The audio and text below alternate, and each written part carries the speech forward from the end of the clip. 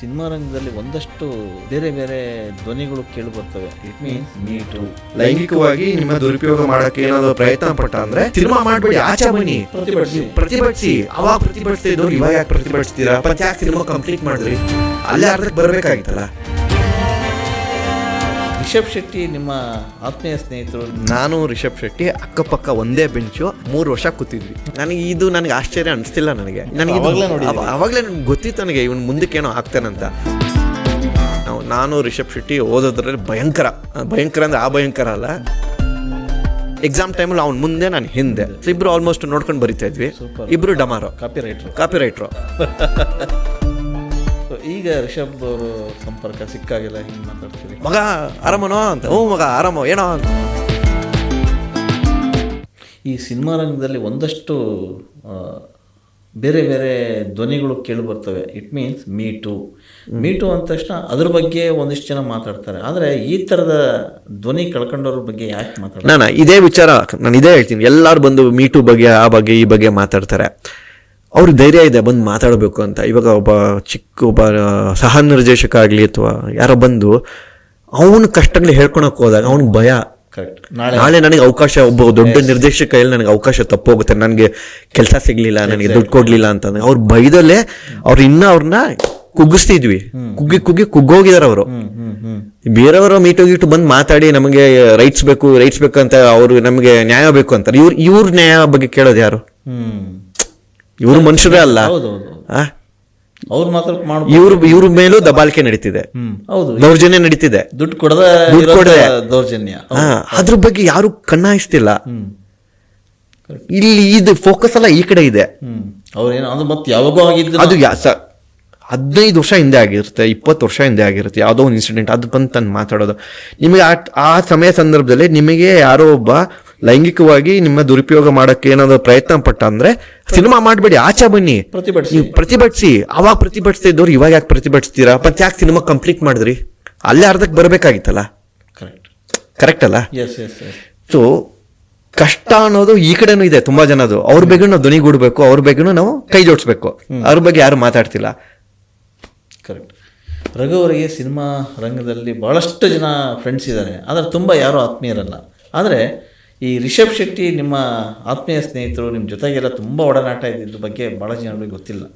So ಅವರ ರಿಷಬ್ ಶೆಟ್ಟಿ ನಿಮ್ಮ journey ಬಗ್ಗೆ ಹೇಳಿ.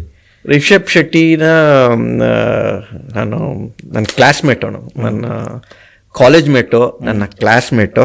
ನಾನು ರಿಷಬ್ ಶೆಟ್ಟಿ ಅಕ್ಕಪಕ್ಕ ಒಂದೇ ಬೆಂಚು 3 ವರ್ಷ ಕೂತಿದ್ವಿ ಅಕ್ಕಪಕ್ಕ. ಸೊ ಅಷ್ಟು ಕ್ಲೋಸ್ ಫ್ರೆಂಡ್ಸು.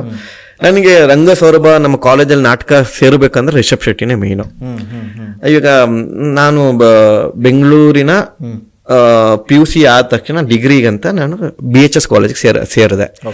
ರಿಷಬ್ ಶೆಟ್ಟಿ ಕುಂದಾಪುರದಿಂದ ಬೆಂಗಳೂರಿಗೆ ಬರ್ತಾರೆ. ಬಂದು ಅವರು ಅದೇ ಕಾಲೇಜ್ ಸೇರ್ತಾರೆ. ಕಾಲೇಜ್ ಡೇಸ್ ಎಂಟ್ರಿ ಆದಾಗ ನಮ್ಗೆ ಹೊಸ ಮುಖಗಳು. ಈಗ ಡಿಗ್ರಿ ಹೋದಾಗ PUC ಇದ್ದಾಗ ಎಲ್ಲ ಗೊತ್ತಿದ್ರು ನಮ್ಗೆ. ಈಗ ಬೇರೆ ಕಾಲೇಜು, ಎಲ್ಲ ಬೇರೆ ಸ್ಟೂಡೆಂಟ್ಸ್ಗಳು. ಈಗ ಯಾರೊಬ್ರು ಫ್ರೆಂಡ್ಸ್ ಬೇಕಲ್ಲ ನಮಗೆ ನಮ್ಮ ವೈಬಿಗೆ ಮ್ಯಾಚ್ ಆಗಕ್ಕೆ. ಸೊ ರಿಷಬ್ ಶೆಟ್ಟಿ ಸಿಗ್ದ. ನಿಮ್ದು ಯಾವ ಊರು? ಅಂತ ಕುಂದಾಪುರ. ನಮ್ಮ ಅಮ್ಮ ಊರು ಹೊಸನಗರ. ಹೊಸನಗರ ಒಂದು 100 ಕಿಲೋಮೀಟರ್ ಆಸ್ಪಾಸ್ ಏನೋ ಇದೆ. ಸೊ ಒಂದೇ ಬೆಲ್ಟ್ ಆಲ್ಮೋಸ್ಟ್. ಒಂದೇ ಊರು ಅಂತ. ಅದೊಂದು ಮ್ಯಾಚ್ ಆಯ್ತಾ. 2ನೇ ಮ್ಯಾಚು ಅವ್ನು ರೆಸ್ಲಿಂಗ್ ಮಾಡ್ತಿದ್ದ, ನಾನು ಬಾಡಿ ಬಿಲ್ಡಿಂಗ್ ಮಾಡ್ತಿದ್ದೆ. ಅವನು ಫಿಟ್ ಆಗಿದ್ದ, ನಾನು ಫಿಟ್ ಆಗಿದೆ. ಸೊ 2 ಫಿಟ್ನೆಸ್, ಅದೆರಡು ಮ್ಯಾಚ್ ಆಯ್ತು. ಸೊ ಒಬ್ರು ಒಂದೇ ಬೆಂಚಲ್ಲಿ ಕೂತಿದ್ವಿ. ಸೊ ನಾನು ಜಾಸ್ತಿ ಈ ಕಾಲೇಜ್ ಆಕ್ಟಿವಿಟೀಸ್ ಅಲ್ಲಿದ್ದೆ, ಈ ಕಲ್ಚರಲ್ ಆಕ್ಟಿವಿಟೀಸ್ ಅಲ್ಲೇ. ಹಾಗೆ ಇವನು ನಾಟಕದ ಒಂದು ಕಾಲ್ ಫಾರ್ಮ್ ಬಂತು ನಮ್ಮ ಕಾಲೇಜಿಗೆ ರಂಗ ಸೌರಭದಲ್ಲೇ. ನಾವು ಅವಾಗ ಘಾಸಿರಾಮ್ ಕೊತ್ವಾಲ್ ಅಂತ ಒಂದು ನಾಟಕ ಮಾಡಿದ್ವಿ ರಿಷಬ್. ಅಲ್ಲಿ ರಿಷಬ್ ನಾನು ಎಲ್ಲ ಪಾರ್ಟ್ ಆಫ್ ದಿ ಟೀಮ್ ಇದ್ವಿ. ಅವಾಗ ರಿಷಬ್ನ ನಾನು ಒಂದು ಸ್ಟ್ರೆಂತ್ ನೋಡಿದ್ದು. ಈಗ ರಿಷಬ್ ಶೆಟ್ಟಿ ಎಲ್ಲರೂ ವಾವ್ ಅಂತಿದ್ರಲ್ಲ, ನನಗೆ ಆಶ್ಚರ್ಯ ಅನಿಸ್ತಿಲ್ಲ. ನನಗೆ ಅವಾಗಲೇ ಗೊತ್ತಿತ್ತು ನನಗೆ ಇವನ್ ಮುಂದಕ್ಕೇನೋ ಆಗ್ತಾನಂತ. Over the period of time ಅಂತ ಅಂದಾಗ ನನಗೆ 2000 ಅವನು ಮೇನ್ ಸ್ಟ್ರೀಮ್ ಅಲ್ಲೇ ಆಕ್ಟಿಂಗ್ ಅಲ್ಲಿ ಬರಲೇ ಇಲ್ಲ ಅವನು ಕೆಲವು ವರ್ಷಗಳ ಹಿಂದೆ, ಅಂಟಿಲ್ ಬೆಲ್ ಬಾಟಮ್ ಅನ್ಸತ್ತಲ್ಲ. ನನಗೆ ಈ ವ್ಯಕ್ತಿ ಎಂತ ಒಬ್ಬ ಆರ್ಟಿಸ್ಟ್ ನಮ್ಮ ಕಾಲೇಜಲ್ಲಿ sir state level top best actor award ಬಂದಿದ್ದವನು ಓ ಸೂಪರ್. ನಾಟಕದಲ್ಲಿ sir. Best award, best actor award ನಮ್ಮ BHS ಕಾಲೇಜ್ ಇಡೀ ರಾಜ್ಯಕ್ಕೆ. ಇಂಥ ಒಬ್ಬ ಆರ್ಟಿಸ್ಟು ಏನು ಆಕ್ಟಿಂಗೇ ಮಾಡ್ತಿಲ್ವಲ್ಲ ಇವನು ಮೇನ್ ಸ್ಟ್ರೀಮ್ ಮೇಲೆ ಅಂತ ನನಗೆ ಅನಿಸ್ತಾ ಇತ್ತು. ಇವನು ಬರಬೇಕು ಇವನು ಮುಂದಕ್ಕೆ ಅಂತ. ಬೆಲ್ ಬಾಟಮಲ್ಲಿ ಬಂದ. ಬೆಲ್ ಬಾಟಮ್ ನಂಗೆ ಅಸಮಾಧಾನ ಆಯ್ತು. ಇದು ರಿಷಬ್ ಶೆಟ್ಟಿ ಅಲ್ಲ, ಇವನ್ ಇನ್ನೂ ಏನೋ ದೊಡ್ಡ ಪೊಟೆನ್ಷಿಯಲ್ ಇದೆ ಅಂತ ಕಾಂತಾರ ಬಂತು. ಅವಾಗ ಓಕೆ, ತುಂಬಾ ಜನ ಆಶ್ಚರ್ಯ ಆಯ್ತು, ನನಗೆ ಆಶ್ಚರ್ಯ ಆಗಿಲ್ಲ. ನನ್ಗೆ ಗೊತ್ತಿತ್ತು ಈ ರಿಷಬ್ ಶೆಟ್ಟಿ ನಾವು ಮುಂಚೆ ನೋಡಿದ್ವಿ ಆಯ್ತಾ. ರಿಷಬ್ ಶೆಟ್ಟಿಗೆ ನಾನು ಮೊನ್ನೆವರೆಗೂ ಅವನ ಪ್ರಶಾಂತ್ ಅಂತಾನೆ ಕರಿತಿದ್ದೆ, ಮೂಲ ಹೆಸರು. ಪ್ರಶಾಂತ್. ನನ್ನ ಮೊಬೈಲಲ್ಲೂ ಅವನ ಫೋನ್ ನಂಬರ್ ಪ್ರಶಾಂತ್ ಅಂತಾನೆ ಸೇವ್ ಮಾಡಿ, ಪ್ರಶಾಂತ್ ಶೆಟ್ಟಿ ಅಂತ. BHS ಕಾಲೇಜ್ ಅಂತಾನೆ ಪ್ರಶಾಂತ್ ಶೆಟ್ಟಿ BHS ಅಂತ. ಅದು ಮೊನ್ನೆ ಅದು ಒಂದು ಹೋದ ವರ್ಷ ಫೋನ್ ಮಾಡಿದ್ದ, ಅವಾಗ ರಿಷಬ್ ಶೆಟ್ಟಿ ಅಂತ ಹೇಳಿದ. ಮಗ ನನ್ನ ನಂಬರ್ ಸೇವ್ ಮಾಡ್ಕೊಂಡ, ಅವಾಗ ರಿಷಬ್ ಶೆಟ್ಟಿ ಅಂತ ಸೇವ್ ಮಾಡ್ಕೊಂಡೆ. ಅಲ್ಲಿವರೆಗೂ ನಾವು ಮಗ ಪ್ರಶಾಂತ್ ಶೆಟ್ಟಿ ಇಷ್ಟೇ ಕರಿತಿದ್ದು. ಇವಾಗ ಈಗೀಗ ಬದಲಾಗಿದೆ ಕರೆಯೋ ರೀತಿ, ರಿಷಬ್ ಶೆಟ್ಟಿ ಅಂತ. ಸೊ ಹಂಗೆ ಅದಾದ್ಮೇಲೆ ಇನ್ನ ಒಂದು ಫನ್ನಿ ಇನ್ಸಿಡೆಂಟ್ಸ್ ಹೇಳ್ತೀವಿ ನಾವು. ನಾನು ರಿಷಬ್ ಶೆಟ್ಟಿ ಓದೋದ್ರಲ್ಲಿ ಭಯಂಕರ ಅಂದ್ರೆ ಆ ಭಯಂಕರ ಅಲ್ಲ, ಬಂಕ್ ಹೊಡಿತಿದ್ರೆ ಹೆಂಗೆ ಅದನ್ನು ಹೇಳ್ತೀವಿ. ಸೊ ನಾವಿಬ್ರು ಅಕ್ಕಪಕ್ಕ ಬಂಚಲ್ಲ. ಜಯನಗರ್ 4th ಬ್ಲಾಕ್ ಅಲ್ಲೇ ಪುಟ್ಟಣ್ಣ ಕನಗಲ್ ಅಂತ ಥಿಯೇಟರ್ ಇತ್ತು, ಇವಾಗ ಇಲ್ಲ ಅದು ಆಯ್ತಾ. 8 ಗಂಟೆ ನಮ್ಮ ಕಾಲೇಜ್ ಸ್ಟಾರ್ಟ್ ಆಗೋದು, 12:15 ಕಾಲೇಜ್ ಮುಗ್ದೋಗುತ್ತೆ. ಫಸ್ಟ್ ಪೀರಿಯಡ್ ಮುಗಿಸ್ಬಿಟ್ಟು ಮಗ ಒಂದು ಒಳ್ಳೆ ಉಪೇಂದ್ರ ಮೂವಿ ಬಂದಿದೆ, ಇದು ಬಂದಿದೆ ಅಂದ್ಬಿಟ್ಟು ಬಂಕ್ ಹಾಕ್ಬಿಟ್ಟು ಕಾಲೇಜಿಗೆ ಹೋಗ್ತಿದ್ವಿ ಆಯ್ತಾ. ನಾವು ಹೋಗಿ ಸಿನಿಮಾ ಬಂದು, ನಾನು ರಿಷಬ್ ಶೆಟ್ಟಿ ಹೋಗಿ ಸಿನಿಮಾ ಹುಚ್ಚ ಹೋದ್ವಿ. ಹಾಲಿವುಡ್ ಅಂತ ಬಂದಿತ್ತು, ನಾನು ಇಬ್ರು ಬಂಕ್ ಹಾಕಿ ಹಾಲಿವುಡ್ ಸಿನಿಮಾಗೆ ಹೋಗಿದ್ವಿ. ಅದಾದ್ಮೇಲೆ ಅವನು ಪ್ರಶಾಂತ್, ನಾನು ರಾಘವೇಂದ್ರ. ಎಕ್ಸಾಮ್ ಟೈಮಲ್ಲಿ ಅವ್ನ ಮುಂದೆ, ನಾನು ಹಿಂದೆ. ಇಬ್ರು ಆಲ್ಮೋಸ್ಟ್ ನೋಡ್ಕೊಂಡು ಬರಿತಾ ಇದ್ವಿ. ಇಬ್ರು ಡಮಾರೋ, ಕಾಪಿ ರೈಟ್ರು ಆಯ್ತಾ. ಇಬ್ರು ಎರಡು ಸಬ್ಜೆಕ್ಟ್ 3 ಸಬ್ಜೆಕ್ಟು ಡಿಗ್ರಿ ಆದ್ಮೇಲೆ ಬ್ಯಾಕಪ್ ಇಟ್ಕೊಂಡು ಹೆಮ್ಮೆಯಿಂದ ಬರೆಯಕ್ಕೆ ಹೋಗ್ತಿದ್ವಿ. ಅದಾದ್ಮೇಲೆ ಹಿಂಗ ಕ್ಲಿಯರ್ ಮಾಡ್ಕೊಂಡ್ವಿ.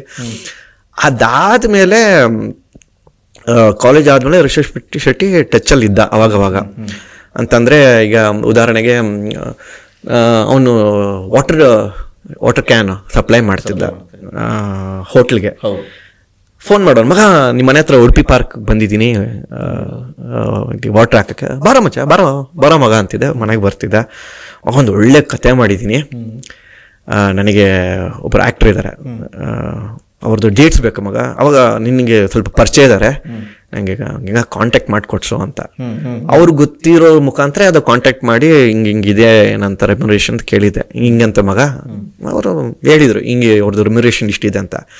ನೆಕ್ಸ್ಟ್ ದಿನ ರಿಷಬ್ ಶೆಟ್ಟಿ ಬಂದ, ಮಗ ಹಿಂಗಿದೆ ಕಣೋ ಅವ್ರು ಹೇಳಿದರು ಅಂತಂದು. ಅಷ್ಟು ರೆಮ್ಯುನರೇಷನ್ ಮಗ, ಸಿನಿಮಾನೇ ಮುಗ್ದೋಗ್ಬಿಡ್ತು ಮಗ ಆ ರೆಮ್ಯುನರೇಷನ್ಗೆ ಅಂತ ಅಂತಿದ್ದ. ಅದಾದಮೇಲೆ ನಾನು ಅವನ್ನ ಇಲ್ಲೊಂದು ಇನ್ಸಿಡೆಂಟ್ನ ನಾನು ಕ್ಲಾರಿಫೈ ಮಾಡ್ಕೊಬೇಕು, ಇನ್ನೂ ಒಂದು ಕ್ಲಾರಿಟಿ ಬೇಕಾಗಿದೆ ನನಗೆ. ನಾನು ಹೌದಾ ಮಗ, ನಾನು ಅಲ್ಲಿ ಒಂದು ಫಿಟ್ನೆಸ್ ಒನ್ ಅಂತ ಜಿಮ್ ಇತ್ತು ಅಲ್ಲಿ ಇಂದಿರಾನಗರಲ್ಲೇ. ಅಲ್ಲೊಬ್ಬರು ಸಿನಿಮಾಗೆ ಇನ್ವೆಸ್ಟ್ ಮಾಡೋರು ಒಬ್ಬರು ವಸಂತ್ ಶೆಟ್ಟಿ, ಯಾರೋ ವಚನ್ ಶೆಟ್ಟಿ ಅನ್ನೋರು ಬರೋರಲ್ಲಿ. ಮಲಯಾಳಂ ಸಿನಿಮಾಗೆ ಅಲ್ಲಿಗೆಲ್ಲ ಇನ್ವೆಸ್ಟ್ ಮಾಡೋರು. ಮಗ ಒಬ್ರು ಇದ್ದಾರೆ, ನಿಮಗೆ ಇಂಟ್ರೊಡ್ಯೂಸ್ ಮಾಡ್ಕೊಡ್ತೀನಿ ಒಬ್ರಿಗೆ, ವಚನ್ ಶೆಟ್ಟಿ ಅಂತ.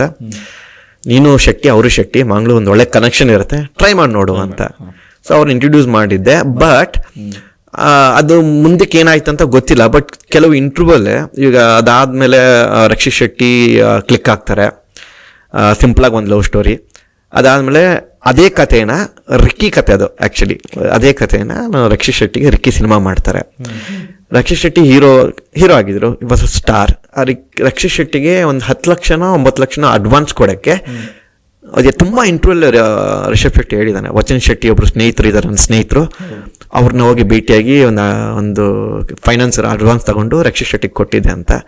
ವಚನ್ ಶೆಟ್ಟಿನ ನಾನು ಇಂಟ್ರೊಡ್ಯೂಸ್ ಮಾಡಿದ್ದು. ನನ್ನ ಕ್ಲಾರಿಟಿ ಬೇಕಂದ್ರೆ ಅದೇ ವಚನ್ ಶೆಟ್ಟಿನ ಅಂತ, ಯಾಕಂದ್ರೆ ಟೈಮ್ ಲೈನ್ ಒಂದೇ ಇದೆ. ನಾನು ವಚನ್ ಶೆಟ್ಟಿ ಇಂಟ್ರೊಡ್ಯೂಸ್ ಮಾಡಿದ್ದು 2011 ಅನ್ಸುತ್ತೆ, ರಿಕ್ಕಿ ಬಂದಿದ್ದು ಅದೇ ಟೈಮ್, ಒಂದು 2-3 ವರ್ಷ ಆದ್ಮೇಲೆ ಶೂಟಿಂಗ್.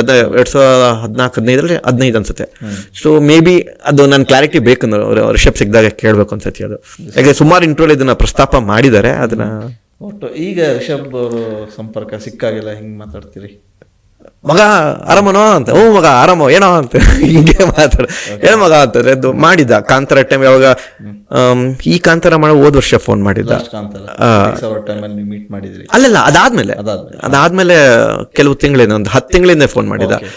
ಅದು ಈಗ ಕಾಂತ ದೊಡ್ಡ ಬಡ್ಜೆಟ್ ಸಿನಿಮಾ, ಅದೇನೋ ಅವರ ಫಿಟ್ನೆಸ್ ಒಂದು ಫಿಟ್ನೆಸ್ ರಿಲೇಟೆಡ್ ಏನೋ ಫೋನ್ ಮಾಡಿದ್ದ, ನಾನು ಹೊಸ ನಂಬರ್ ಇಟ್ಕೊಂಡು ನಂಬರು ಅದು ಪ್ರತಿ ತಿಂಗಳು ಚೇಂಜ್ ಆಗ್ತಿರುತ್ತೆ ಒಂದು, ಅದ ಹಂಗೆ ಅವಾಗ ಕಾಲ್ ಮಾಡ್ತಾನೆ, ಸಿಗ್ತೀವಿ ಅಷ್ಟೇ.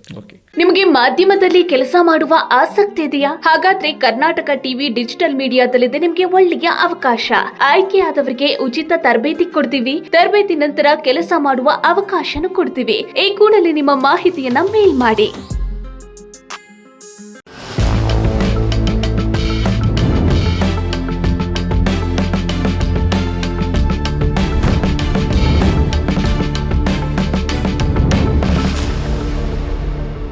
ತುಂಬ ಖುಷಿ ಆಗ್ತಾ ಇದೆ. ಯಾಕೆಂದರೆ ಇವತ್ತು ಎಷ್ಟೋ ಜನ ಮಹಿಳೆಯರು ಹೇಳ್ತಾ ಇದ್ರು, ನನಗೆ PCOD ಪ್ರಾಬ್ಲಮ್ ಇತ್ತು ಸರ್, ಥೈರಾಯ್ಡ್ ಪ್ರಾಬ್ಲಮ್ ಇತ್ತು ಸರ್, ಆರಾಮಾಗಿ ನಾನು ಸಣ್ಣ ಆದೆ ಸರ್, ತುಂಬ ಥ್ಯಾಂಕ್ ಯು ಅಂತ ಎಷ್ಟೋ ಜನ ಹೇಳ್ತಾ ಇದ್ರು. ನಿಮಗೆ PCOD ಪ್ರಾಬ್ಲಮ್ ಇರಲಿ, ಥೈರಾಯ್ಡ್ ಪ್ರಾಬ್ಲಮ್ ಇರಲಿ, 100% ನೀವು ಸಣ್ಣ ಆಗಬೇಕು, ಆರೋಗ್ಯದಲ್ಲೂ ಸಮೇತ ತುಂಬ ಚೇತರಿಕೆ ಆಗಬೇಕು ಅಂದರೆ ಪ್ರತಿದಿನ ನಮ್ಮ ಜೀನಿ ಸ್ಲಿಮ್ನ ಯೂಸ್ ಮಾಡಿ. ಯಾಕೆಂದರೆ ಜೀನಿ ಸ್ಲಿಮ್ಮು ಒಂದು ಉತ್ತಮ ಆಹಾರ.